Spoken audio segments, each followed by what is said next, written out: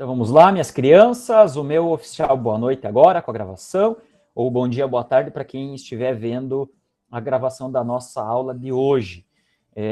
Como vocês podem ver na tela, nós vamos trabalhar hoje com controle concentrado e em contrapartida, em contraponto ao controle difuso que vimos na aula de ontem, tá bom? Como um contraponto. Ao final, a gente pode até trabalhar a questão da ação civil pública, que ficou esse pedacinho, mas eu gostaria de trabalhar isso após nós verificarmos o controle concentrado para poder, daí, de fato, ter uma imersão nesse conteúdo e dizer se faz sentido ou não faz sentido essa discussão. Joia? Então, vamos lá. Basicamente, nós vamos trabalhar sobre todas essas ações, vou pontuar algumas exceções, algumas diferenças, mas nós trabalharemos sobre aspectos comuns às ações do controle concentrado. E quais são as ações do controle concentrado? Quais são as espécies de ações? Estão aí na tela para vocês.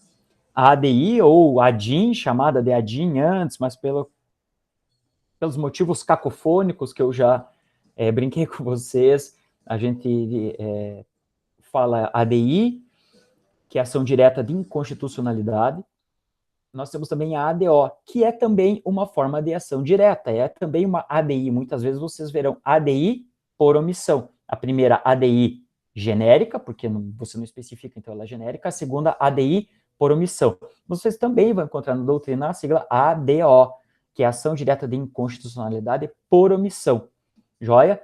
Esse é um conteúdo que eu só menciono para vocês e que vocês vão trabalhar, inclusive se for eu professor, na disciplina de Direito Constitucional 4, a gente trabalha mandado de injunção e traço comparativo com a ADO, justamente por terem, por assim dizer, um mesmo objeto, e isso pode ser visto adiante. A ADC, que não é ação direta, importante, é ação declaratória de constitucionalidade. Você pode dizer, professor, ação declaratória de constitucionalidade, sim, é possível que se desconfie tanto ou se não aplique um artigo determinado, um dispositivo determinado que, diante dessa divergência ocorrida no país todo, é possível a ADC. A ADC tem lugar. Então, vai declarar a constitucionalidade daquela lei. É o reforço jurisdicional de uma presunção que já é uma presunção que decorre da própria estrutura. Qual é a presunção? De que toda lei é constitucional. Ela passou por todos os filtros e, portanto, ela está de acordo com os preceitos constitucionais. Ainda a ADPF, que não é a ação, esse A aqui é de arguição, como vocês bem podem ver aí, tá? Arguição de descumprimento de preceito fundamental. É o nome mais difícil para quem ainda não se deparou, né? Porque ele é um pouquinho maior do que os demais e tem esse detalhe que o A não é ação, é arguição de descumprimento de preceito fundamental. E aí, por fim, a ADI interventiva. Eu coloquei um asterisco no material porque ela não será objeto do nosso estudo mesmo, porque vocês já viram a figura de intervenção lá com o João Vitor, e aí ele falou, quando falou de princípios constitucionais sensíveis, falou do artigo 34 e 36, a Constituição já trabalhou com vocês. Nós não vamos trabalhar essa ação aqui, embora vocês, basicamente, materialmente já tenham o conhecimento sobre ela. Tá joia? Então, vamos lá. Quais são os aspectos comuns a todas essas ações? Tá? O que é que se aplica tanto à ADC, quanto à ADI, quanto à ADPF, que é o nosso foco hoje aqui. Tá? Eu trouxe para vocês quais são as leis. A 9882 e a 9868 são as leis que disciplinam essas ações. Importante, a 9868 é de ADI e ADC. A 9882, que é posterior, é da ADPF. Joia? Muitas disposições são praticamente cópia uma da outra, mas são a mesma. Tá? A da ADI e da ADC é maior, é mais extensa, mas no final das contas elas se parecem muito. O que se diferencia vai ser trabalhado hoje aqui, tá? Vai ser trabalhado hoje aqui. O que efetivamente é comum entre todas elas é que elas constituem uma espécie de processo constitucional objetivo. Daí porque a aplicação da expressão índole objetiva. Todas elas que eu trato aqui, exceto tem a possibilidade de uma DPF decorrente, incidental, né, que a gente nem vai ter tempo hoje de trabalhar, mas a rigor todas elas, nesse sentido, não sendo incidental, não tendo esse nome incidental, elas são tipicamente do controle concentrado, abstrato e, portanto, constituem processo objetivo. Por quê? Porque discutem a constitucionalidade em tese. Esse é um tipo de argumento também um pouco perigoso, quando eu digo em tese, porque está se analisando uma situação, aquela norma, aquela lei, ou aquele ato normativo comparado com a Constituição. É um caso, entre aspas, concreto, específico, mas, claro, vocês sabem, não tem partes ou direitos subjetivos a serem protegidos. Aqui o que se prima é a supremacia constitucional. Por essa razão que nós falamos que é de índole objetiva, porque se discute o direito objetivo e não o direito subjetivo. Não há tutela de direito subjetivo aqui, não há partes, não há autor e réu, não há intervenientes, há sim legitimadas para a propositura dessas ações. Tudo bem até aqui? Por isso, índole objetiva. Importante, como a constitucionalidade das leis é o assunto mais importante, talvez, o assunto mais importante dentro do direito como um todo, né, pensando em termos bem dogmáticos e sistemáticos, essas ações são dotadas de fungibilidade. Fungível é aquilo que é substituível, tomar uma coisa por outra. Vocês já aprenderam isso em direito civil, quando estudaram bens, né? Bens fungíveis e infungíveis. Bens fungíveis são bens substituíveis. Basicamente, vocês devem ter aprendido assim. E está correto. O mesmo raciocínio, a mesma estrutura de pensamento se aplica aqui. Uma ação de controle concentrado, processo constitucional objetivo, é dotado, ou porque são ações são dotadas de fungibilidade. Isso quer dizer que é possível que o STF substitua uma pela outra. Então, de repente, foi ajuizada uma ação direta de inconstitucionalidade, mas o objeto não é típico de ação direta de inconstitucionalidade, mas de arguição de descumprimento de preceito fundamental. O que o STF vai fazer? Vai extinguir a ação por não haver adequação no procedimento? Não. Ele simplesmente vai conhecer da ADI como se a DPF fosse. É tomar o errado como se fosse certo. Tá? Então, tecnicamente, processualmente, às vezes está errado, mas, tendo em vista a importância que possui uma ação dessa natureza, o STF pode acolhê-la como a DPF. Isso deve ser fundamentado, dizer, olha, o objeto aqui dessa ADI é norma anterior à Constituição e não pode norma anterior à Constituição ser objeto de ADI. Por essa razão, conhecemos da ADI como ADPF. Isso é fungível, substitui uma pela outra. Simples. O nome da ação não é o mais importante.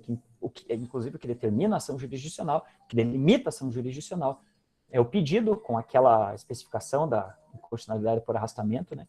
Mas o que delimita é o pedido e não o nome que o presidente vai dar à ação. Joia? Eu não entendi. Já vamos explicar o que é preceito fundamental, Juarez.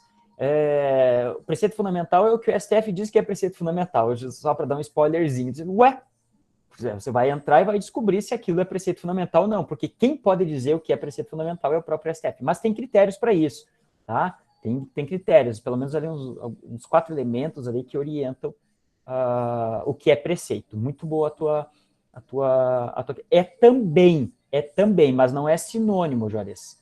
É também. Princípios constitucionais, mas você não pode dizer assim, preceito fundamental é sinônimo de princípio constitucional, ponto, acabou. Na verdade, não. Tá? Na verdade, não. Até porque muitas vezes se trata de regra. Né? Se trata de regra, não de princípio. Joia? Tranquilo até aqui? Eu trouxe alguns exemplos para vocês. Está no material, vocês podem fazer a leitura depois. Tá bom? O que é que também em todas essas ações, na ADI, na ADC e na ADPF, não são admitidos? A desistência, tá? Então, não adianta o Procurador-Geral da República, o Presidente da República, o Governador do Estado, qualquer dos legitimados, mesa da Câmara, mesa do Senado, ajuizar a ação e depois, vamos desistir. Não é possível desistir. Primeiro, porque não é um direito subjetivo. e muito menos disponível, né? E muito menos disponível, que eu posso a qualquer momento desistir. É da maior relevância o tema discutido. E aí precisa ser dada continuidade. Não tem intervenção de terceiros. Daquelas figuras que vocês aprenderam lá no processo civil de intervenção de terceiros, até aprenderam, provavelmente, assistência simples, assistência litisconsorcial. Oposição nem é mais intervenção, foi com um procedimento especial, né, para o novo CPC. Enfim, aquelas coisas que vocês já aprenderam lá no CPC não são cabíveis aqui. Por quê? Porque se não tem partes, não tem terceiros. Percebe? Não tem intervenção de terceiros por esse objetivo, por esse caráter objetivo, por essa razão muito simples. Não tem partes, não tem um terceiro.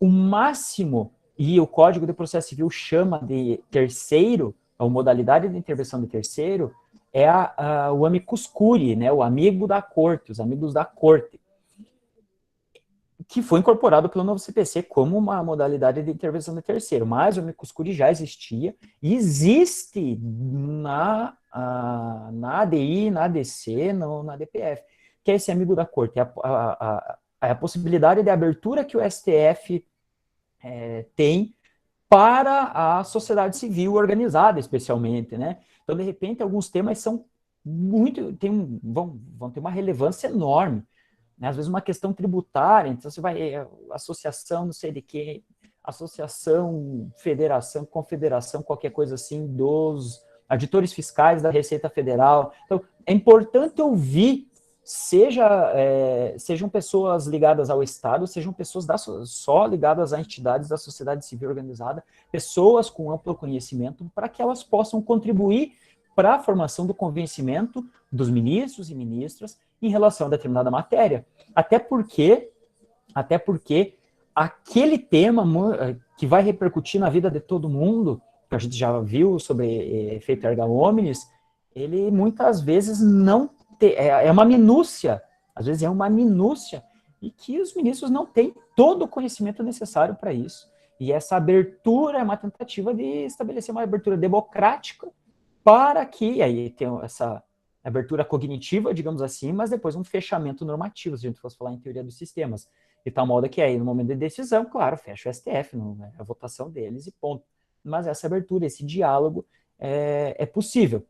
Como o CPC chama de amicus curiae de intervenção de terceiros, é a única exceção, mas não há, a rigor, nenhuma modalidade de intervenção de terceiros aqui no processo, tá? Nos processos objetivos de controle de constitucionalidade. Também não tem recurso, por quê? Eu brinquei aulas atrás. Você vai recorrer para quem? Se o processo já começa, se a controle concentrado já começa no STF, vai recorrer para quem? Para Deus? Vai para Jesus, o Espírito Santo, Deus, mas se Deus é três ao mesmo tempo, então também não tem hierarquia entre eles, então você não resolve na Santíssima Trindade, não dá. Então fica no STF, certo? Não existe modalidade recursal capaz de alterar o mérito. Não tem modalidade recursal. Até por essa razão, já passa a valer desde logo a decisão. Não tem, vai esperar os 15 dias para o trânsito em julgado, porque 15 dias é o prazo para recurso. Gente, se não tem recurso, não tem que esperar prazo nenhum para dar trânsito em julgado, certo? Única modalidade recursal cabível aqui se chama embargos de declaração. Só que os embargos de declaração não têm o poder de alterar o mérito da decisão. Eles servem para sanar algum vício do tipo obscuridade, né? Não dá para entender o que o STF decidiu, omissão, o STF deveria ter se pronunciado sobre um ponto, não se pronunciou, contradição, está dizendo isso vai no sentido que é inconstitucional, e no final diz é constitucional, ou, enfim, tem contradições ali, é para sanar isso, erro material, às vezes erra o artigo, está falando do artigo 10, chega lá no dispositivo e diz, acordam os ministros em declarar a inconstitucionalidade do artigo 11. Porra, mas o artigo 11 nem era objeto. Então é um erro material, erro na hora de digitar só, certo? Para isso serve embargos de declaração, para corrigir esses, para aprimorar, tá? Detalhes da decisão. Às vezes muito importantes, mas importantíssimos, né? Você vai tirar o artigo 11 e não o 10, é importantíssimo, é um detalhe, mas é importantíssimo. Mas não diz respeito ao mérito propriamente. Então não tem recurso, tá? Não tem recurso. Joia? importante. Mesmo que seja assim, não admita desistência, não tenha recurso, portanto, dá um aparente protagonismo para o STF. Esse protagonismo não é, e eu odeio essa expressão, né? Eu acho que vocês também odeiam, pelo menos para quem entendeu efetivamente as aulas do André, protagonismo do judiciário, mas eu digo aqui nesse sentido, parece que o STF tem um grande poder aqui, porque ele pode mandar extirpar do mundo jurídico determinada norma. Isso não é sinônimo de passar por cima da inércia, tá? Do princípio dispositivo, aquelas coisas que vocês aprenderam já. A inércia, ela continua aqui. O STF só age se provocado. Não pode simplesmente lá estar o Toffoli, o Gilmar, o Alexandre de Moraes, sei lá, qualquer, Carmen Lúcia, então, opa! Viu uma inconstitucionalidade aqui, vem cá, inconstitucionalidade, vamos moer você. Manda um requerimento, um ofício e abre uma ação direta de inconstitucionalidade. Não, somente os legitimados podem provocar e somente mediante a provocação deles é que pode o STF agir. Joia? Que isso fique bem claro. Sobre inconstitucionalidade a gente vai falar adiante, tá bom? Por arrastamento. A quem compete julgar, a quem compete efetuar o controle concentrado, abstrato, por via de ação. A rigor ao STF, porque nós estamos falando de incompatibilidade de normas frente à Constituição da República Federativa do Brasil. No entanto, um adendo, um asterisco vendendo perigo aqui. Os tribunais de justiça também possuem competência para julgar ADINs ou ADIs, por exemplo. Como assim, professor? Como assim? Sim, desde que o parâmetro seja a Constituição Estadual. Todos os estados, vocês já estudaram isso com o João Vitor, todos os estados têm as suas respectivas constituições. Existe a Constituição Federal, que não é federal, ela é da República Federativa do Brasil, né? Ontem eu expliquei a diferença de federal e nacional. Federal é só da União, e a Constituição ela é nacional, ela é da República. A Constituição da República é um parâmetro X, ponto, vocês sabem, mas tem também as constituições estaduais e as leis orgânicas dos municípios, que, entre aspas, são as constituições municipais, né? Não é o nome mais adequado, mas sempre se compara ou faz essa analogia com os nomes. Por essa razão, então, a gente precisa estar bem atento. O que nós estamos falando predominantemente hoje aqui é controle de constitucionalidade concentrado, cujo parâmetro é a Constituição. E os tratados e convenções internacionais sobre direitos humanos incorporados como emenda à Constituição. Mas, que fique claro, possível também controle abstrato, concentrado, perante o TJ, desde que o parâmetro seja outro. Qual? Constituição Estadual. Então, o Tribunal de Justiça do Estado do Paraná pode sim analisar a constitucionalidade de uma lei municipal, por exemplo, de União da Vitória, de Bituruna, de Paula Freitas, Paulo Frontin, pode sim analisar a constitucionalidade sendo o parâmetro a Constituição Estadual. Tá bom? Também mesma situação. Como é que é disciplinada, ou como é que são disciplinados os procedimentos ali? Regimento interno do tribunal e leis estaduais que tratam especificamente sobre isso. Nosso trabalho hoje é tratar sobre Constituição da República. Joia? Prosseguindo. Então, vocês sabem qual é a competência para ADI, para ADC, para DPF. STF. Tá? STF. Quem está legitimado a provocar? Quem está legitimado a provocar? Primeira informação, apenas estes, exclusivamente estes. Então, se na prova cai, estão legitimados apenas esses, este apenas não vai invalidar. Se vocês lembrarem, no primeiro bimestre eu disse para vocês, no segundo bimestre, o apenas, o nunca, o sempre, não é muito lá critério para você avaliar se uma afirmação é verdadeira ou é falsa, porque aqui existem situações mais peremptórias. Nunca, sempre, jamais, se aplica aqui. Apenas, exclusivamente, se aplica aqui, tá? Artigo 103 da Constituição diz quais são os legitimados. É um rol taxativo, portanto, não admite analogia, entre aspas, mas não admite inclusões interpretativas, inclusões legais de novos legitimados, não. Apenas esses, tá bom? Apenas esses. E quem é que pode propor, então, a ADIM e a ADC? Também se aplica a DPF, tá, gente? Também se aplica a DPF. Eu vou dizer quais são e depois sistematiza, tá? 1, presidente da República. 2, mesa da Câmara, mesa do Senado. Eu coloquei da Câmara e do Senado porque para mim é mais fácil lembrar assim, embora a ordem na Constituição seja diferente ali para vocês, tá? Fique mesa do Senado, mesa da Câmara. Mesa das Assembleias Legislativas. Tranquilo? Governador do Estado. Procurador-Geral do Estado ou do Distrito Federal, né? E a mesa da Assembleia Legislativa ou da Câmara Legislativa do Distrito Federal. Vocês também já aprenderam a composição e como funciona o Distrito Federal. Aí o governador do Estado ou do Distrito Federal, Procurador-Geral da República, é o 6º, né? Aí entra essa galera um pouco diferentona, assim, tá? Não são propriamente autoridades ali constituídas, mas Conselho Federal da Ordem dos Advogados do Brasil, né? Conselho Federal da OAB, entidade de classe, eu costumo colocar assim, para o partido político, para mim, é por último. Confederação e entidade de classe de âmbito nacional e partidos políticos com representação no Congresso Nacional. Se a gente fosse dividir, para lembrar todos eles, a gente poderia colocar, primeiro, agentes individualmente considerados. Então, presidente da República, lembrem que é sempre a União e, no máximo, o Estado. Município nunca. Então, União, no máximo, Estados e Distrito Federal. Então, presidente da República e governador.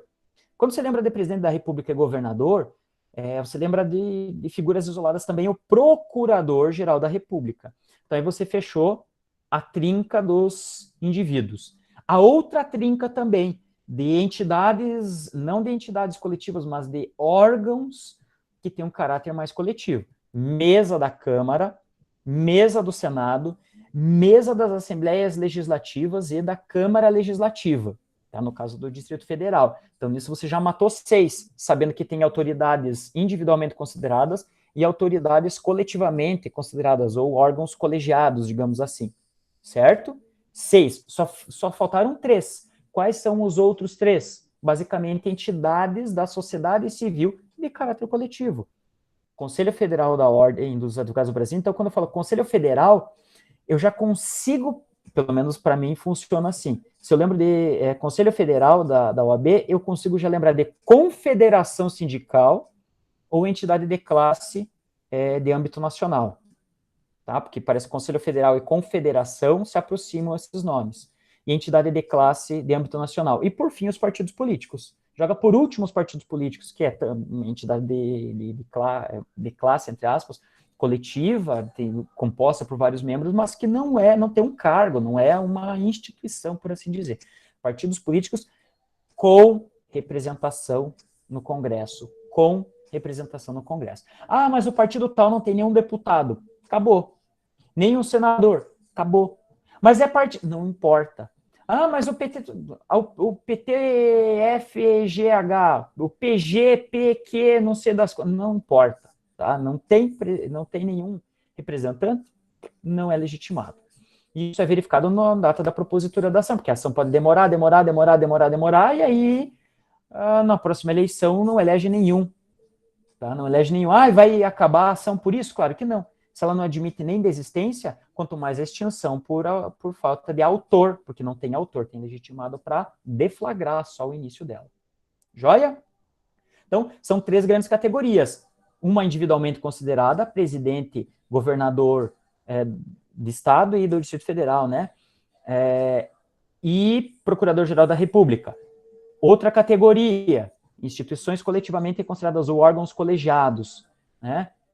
Mesa da Câmara, mesa do Senado, e mesa das Assembleias Legislativas ou Câmara Legislativa, que é o caso do Distrito Federal. E um terceiro grupo de entidades de classe, sociedade civil organizada, talvez, que são Conselho Federal da OAB, Confederação Sindical e Entidade de Classe, de âmbito nacional, né? Não é um sindicato aqui de União da Vitória, Confederação Sindical, ou entidade de classe que tem âmbito nacional, tá? Porque isso vai envolver o país todo, não é só uma coisa específica de um município, de um estado, por exemplo. E, por fim, os partidos políticos com representação no Congresso. Tranquilo? Se vocês voltarem isso, ou lembrarem assim, vocês nunca mais vão esquecer. Nunca mais vão esquecer. Eu tive essa aula em 2007, eu nunca mais esqueci. Meu professor não disse isso, como eu estou falando, mas eu sistematizei. Não é nem macete, gente, é só ordenar o pensamento, não é macete. É ordenar o pensamento. Tem 3 grupos. Quando se fala que tem 3 grupos, em cada grupo tem 3 componentes, acabou, tá muito mais fácil de entender do que tentar decorar artigo, que é absolutamente contraproducente. Importante também, são 2 categorias distintas de legitimados, os legitimados universais e os legitimados especiais. Serão legitimados universais, como regra, todo mundo é legitimado universal, ou seja, qualquer lei, desde que seja objeto, né? Qualquer lei ou ato normativo, seja qual for o seu conteúdo, do âmbito que for, dentro da possibilidade do objeto da ação que a gente vier a tratar, eles podem ajuizar. São o presidente da República, e eu separei por, olha que bonitinho ali, eu separei por colunas do Executivo, o presidente da República, do Legislativo, as mesas da Câmara e do Senado, no Ministério Público, Procurador-Geral da República, que é o chefe máximo do Ministério Público, por favor. Procurador-Geral da República é chamado de procurador, mas ele não é um advogado, tá? Não é um advogado. O advogado mesmo que tem esse, que é o chefe da Advocacia Geral da União, é o Advogado-Geral da União, não confundir. Procurador-Geral da República é do Ministério Público. Ele é chefe do promotor aqui, indiretamente, né? Vamos falar, tem todo encadeamento, claro, mas é procurador. Esse é o nome, tem essas confusões, mas enfim, é isso. E os outros partidos políticos e Conselho Federal da OAB são chamados de legitimados universais, porque qualquer que seja o tema, de direito penal a direito tributário, de direito, sei lá, administrativo a direito ambiental, podem tratar de tudo, podem ajuizar ação discutindo qualquer coisa dessas. Mas existem outros que são legitimados especiais, e aqui eu coloquei para vocês. No executivo, governador, no estadual ou distrital, né? Mesa da Assembleia Legislativa e mesa da Câmara Legislativa, né? No caso do Distrito Federal, só repetindo. Não tem legitimado do Ministério Público Estadual e nada assim, passa. E confederações sindicais e entidades de classe de âmbito nacional. Por que eles são chamados de legitimados especiais? Porque eles precisam comprovar a pertinência temática, expressãozinha para vocês gravarem. Pertinência temática. O que é a pertinência temática? Pertinência temática é requisito de que esses legitimados precisam lançar mão para provar que eles possuem algum interesse, entre aspas, interesse, né? Mas que eles possuem alguma vinculação, algo que lhes diga respeito ou diga respeito às suas atribuições. Então, o governador do estado do Paraná, a rigor, ele pode ajuizar uma ação direta de inconstitucionalidade contra um artigo de uma lei estadual paranaense. Não contra um artigo de lei de uma lei, sei lá, do Maranhão, de Santa Catarina, né, mais próximo ainda, de São Paulo, que faz divisa, Mato Grosso do Sul. Não pode. Tá? A rigor. Então, a pertinência temática diz respeito especialmente a um limite espacial, mas aquilo que diz respeito às suas atribuições de governador. O mesmo para a Câmara Legislativa, o mesmo para a Assembleia Legislativa, no seu âmbito, com um detalhe importante. Se, de repente, uma lei estadual de outro estado, então uma lei do Maranhão, de Santa Catarina, de São Paulo, do Rio Grande do Sul, Mato Grosso do Sul, disser algo que impacte o estado do Paraná, pode o governador, pode a mesa da Assembleia Legislativa ajuizar uma lei contra aquele artigo de lei de outro estado. O que é curioso num primeiro momento, mas é importante para que a gente verifique, peraí, essa lei inconstitucional, ela produz efeitos sobre toda uma coletividade que sequer pode fazer parte da discussão dessa lei, né? Então, isso especialmente pode acontecer em termos de direito tributário. A questão de direito tributário, guerra fiscal, vocês já devem ter ouvido essa expressão sendo utilizada no debate político, na discussão do jornalismo, a guerra fiscal. Então, os estados tentam colocar situações tributárias mais vantajosas para atrair investimento para o seu estado. Às vezes, essa forma de atrair esbarra em limitações constitucionais, portanto, é uma lei inconstitucional. Quando acontece isso e reflete em outro estado, esse outro estado representado ou por seu governador ou pela mesa da sua Assembleia Legislativa, pode ajuizar a ação. Tá bom? Então, pertinência temática, a rigor, só lei do próprio Estado, excepcionalmente quando se tratar de leis outras, mas que influenciam aquele Estado. E também, a confederação sindical e a entidade de classe de âmbito nacional precisam comprovar pertinência temática. Então, a rigor, confederação sindical, vocês já sabem, é defesa de direito dos trabalhadores. Então, se é dos metalúrgicos, dos trabalhadores na indústria, sei lá, farmacêutica, siderúrgica, não sei, não vai tratar de temática de, sei lá, direito tributário, direito ambiental, direito administrativo, salvo se a sua atuação disser respeito a isso. Mas a rigor não vai dizer, né? A rigor não vai dizer. Então, não pode, porque não tem pertinência temática, não tem vinculação com o tema. Isso não é requisito lá para os universais. Eu sou a universal, dirão aqueles legitimados acima. Joia, gente? Tranquilo? Algumas observações sobre os legitimados aqui. Algumas observações. O legitimado lá no artigo 113 é o presidente da República. O legitimado é o governador do estado. Não está lá o vice-presidente. Não está lá o vice-governador. Aliás, vice-presidente que deu uma declaração odiosa hoje de que não existe racismo no Brasil, né? Mas, enfim, isso é para a gente ficar perdendo tempo em volta dessas declarações esdrúxulas no dia da consciência negra, né? Mas, enfim, não vamos perder tempo com esse tipo de gente. Vamos voltar. Essas figuras só podem ajuizar ADI, só podem ajuizar DPF, só podem quando estiverem no exercício do cargo, né? Então, vocês sabem, presidente da República, caso de vacância ou caso de... que a gente já falou, né? Já tratou lá no Poder Executivo, está temporário ou definitivamente afastado do cargo por N motivos, quando o vice-presidente está exercendo a presidência da República, por ser o vice, esse é o seu papel, ele pode, claro, ajuizar, porque ele está na condição de presidente da República, ou de substituto do presidente, ou sucessor do presidente da República. Joia? O mesmo com o governador do estado. Não tem muita dúvida aqui. Por que é feito assim? Porque é rol taxativo, números clausos. Não pode ampliar esse rol, tá bom? Da mesma forma, mesa do Congresso Nacional. Mesa do Congresso Nacional não é legitimada. Legitimada é a mesa do Senado ou a mesa da Câmara. Vocês sabem que a mesa do Congresso é composta alternadamente por presidente do Senado, presidente da Câmara, e ali vai, primeiro vice-presidente, segundo vice-presidente, alternadamente. A mesa do Congresso, portanto, é outra, que não a mera junção das duas. Então, não é legitimada a mesa do Congresso, apenas a mesa da Câmara, apenas a mesa do Senado. Também é importante lembrar disso. Joia? Outro ponto que eu já tratei com vocês aqui, a legitimidade do partido político é verificada na data da propositura. Ou seja, se uma ADI demorar 10, 15 anos para ser julgada, e acontece, nós vamos ver hoje um exemplo, inclusive, tá? Se o partido político não reeleger aquele deputado, aquele senador, aquela deputada, aquela senadora, isso não importa, né? Isso não importa. Vai continuar a ação normalmente, porque na data havia a legitimidade. Tá? E aí vem um critério, isso precisa de um pouquinho de atenção aqui.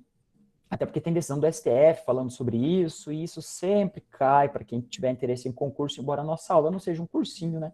Mas é importante para quem tem esse interesse. Entidade de classe de âmbito nacional, aplica-se por analogia o critério para os partidos políticos. Então, não da ADI, mas diz assim, que a necessidade de representação em pelo menos 1/3 dos estados. Tá? Então, a entidade de classe, ela representa pelo menos 1/3 dos estados. Então, representa, não federações, porque desse seria o caso da confederação, mas ela tem atuações em pelo menos 1/3 dos estados. Joia? Isso é aplicado por analogia. E foi feita pelo STF uma exceção a essa analogia, porque a Lei 90/96, ela é dos partidos políticos. É essa a aplicação. Vejam só. A Abersal, escutem bem, a Abersal, não a Ursal, tá? Não a Ursal. A Abersal que não tem representação, pelo menos 1/3 dos estados, é da Associação Brasileira de Empregados, isso aqui lá, dos trabalhadores e do pessoal do ramo do sal, de extração de sal, trabalhando com isso.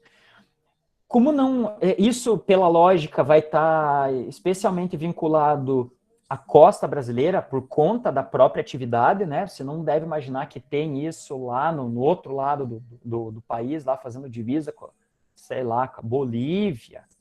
Não faz muito sentido que se exija que tenha representatividade lá. Então não tem em todos os estados, ou pelo menos nesse 1/3 de estados, mas aí o STF decidiu que tem interesse nacional porque ela representa o todo possível dentro desse ramo, dentro dessa lógica, e aí aceitou essa relevância nacional como critério para habilitar como legitimada a Abersal. Coloquei o número da ADI ali para vocês, quem tiver interesse para pesquisar depois.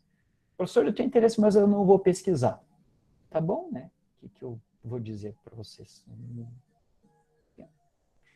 Eu dei uma mão aí, né? Mas se vocês não quiserem, tá acabando o ano mesmo. Vocês estão cansados. Mas, enfim, prosseguindo, já falei sobre a pertinência temática em leis de outros estados.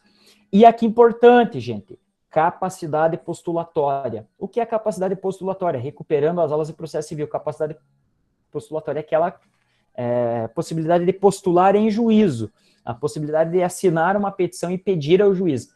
A rigor, isso é atribuição de advogados e advogadas. Na verdade, é assim que a gente aprendeu. Então, você precisa contratar um advogado ou advogada para que postule em juízo. Você tem capacidade de ser parte, mas você não tem capacidade postulatória, precisa contratar advogado para isso. No caso das ações de controle concentrado, a rigor, todos os legitimados possuem capacidade postulatória, exceto esses, tá? Exceto estes. Partidos políticos, portanto, precisam de um advogado. Diz lá, o partido, sei lá, o Partido Liberal, o Partido Social Liberal, o Partido dos Trabalhadores, o Republicanos, o Partido, sei lá, Comunista Brasileiro, o partido, qualquer partido, minha gente, qualquer partido aí, tá? Precisa, vai estar lá, por meio de seu advogado. E aí, no final, o advogado ou a advogada vai assinar, tá? Eles precisam que seja subscrita por um advogado. O presidente da República pode subscrever ele mesmo, por mais que não tenha sido ele quem tenha redigido, né? Mas ele vai assinar, assim como assina vários ofícios e coisas sem lei, vai assinar mais uma ADI sem lei, né? Entidades de classe de âmbito nacional também e confederação sindical, estão inclusive na mesma situação. Mas vai dizer, e por que não, professor? Aqui faltou a confederação, o Conselho Federal da OAB. Bem, quem preside o Conselho Federal da OAB é um advogado, ou hoje é um advogado, pode ser uma advogada também. Então, automaticamente já está ali, né? É requisito, tá? Basicamente isso. Joia? Hoje o Felipe Santa Cruz, né? Não o Tico Santa Cruz, o cara lá da banda Detonautas, não confundir. Joia? Outra questão, o Procurador-Geral da República, ele é um promotor, digamos assim, né? Ele é do ramo do Ministério Público, também pode, obviamente, ser advogado, não faria nem sentido que precisasse de advogado, mas ele sempre, então pode cair uma questão dessa na prova, o Procurador-Geral da República participará de ações de controle concentrado absolutamente todas as vezes. Isso é verdadeiro, tá? Isso é verdadeiro. Colocar sempre, professor, aqui tem um erro. Não, ele sempre vai participar. Ou porque ele propôs a ADI, a ADC ou a ADPF, ou porque ele vai ser ouvido como fiscal da lei, entre aspas. Ele vai ser ouvido para dar o seu parecer, tá? Quando a gente vê num processo comum aí, o parecer do Ministério Público, é isso que ele vai fazer. Ele vai dar o parecer da Procuradoria-Geral da República se entende que aquela lei é inconstitucional ou se entende que ela é constitucional. Tudo bem, gente? Tranquilo até aqui? Alguma dúvida? Deixa eu ver quanto.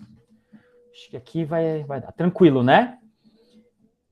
Parâmetro para controle. Aqui já começa uma diferença importante. Parâmetro para controle. O que é o parâmetro para controle? É o objeto que vai ser dito se é constitucional ou inconstitucional? Não. É o padrão.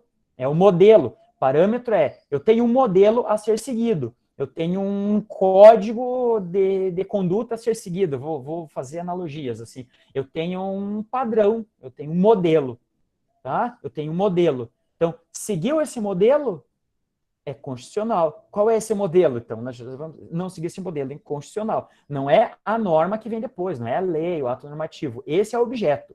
O parâmetro é no que eu me baseio para dizer que isso é inconstitucional ou se isso é constitucional. Joia?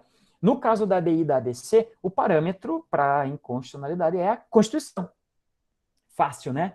Fácil. Já coloquei ali para vocês outras vezes, é a Constituição. Exclui-se o preâmbulo porque não tem força normativa, mas parte transitória e parte definitiva, sim.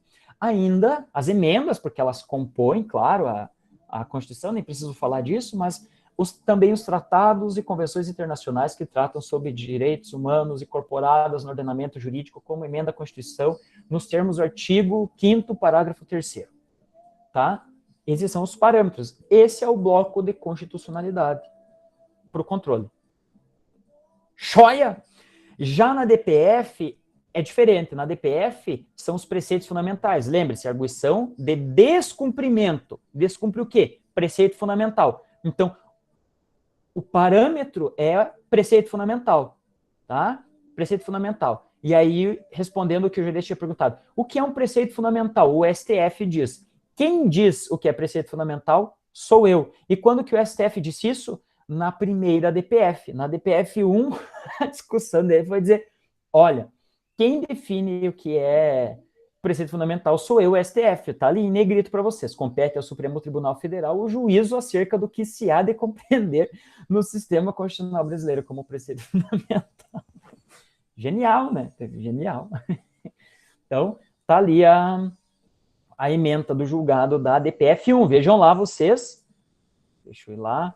ADPF 1. Olha lá. Ele nem selecionou. ADPF 1. Isso foi definido na primeira DPF para dizer o que é preceito fundamental para se discutir dentro de uma DPF. Tem essas coisas legais, o direito, o pessoal diz que o direito é chato. Às vezes é, né? Mas tem essas coisas divertidas também. Joia, gente? Compreendido aqui? Algum questionamento a respeito desse ponto? Alguma coisa? Nada? Que aí eu interrompo a gravação aqui. Joia! Joia! Olha lá, NAF. Joia! Beleza. O Juarez meteu um NAF. O Juarezão é show de bola no idiomas. Deixa eu interromper aqui então a gravação, meus queridos. Go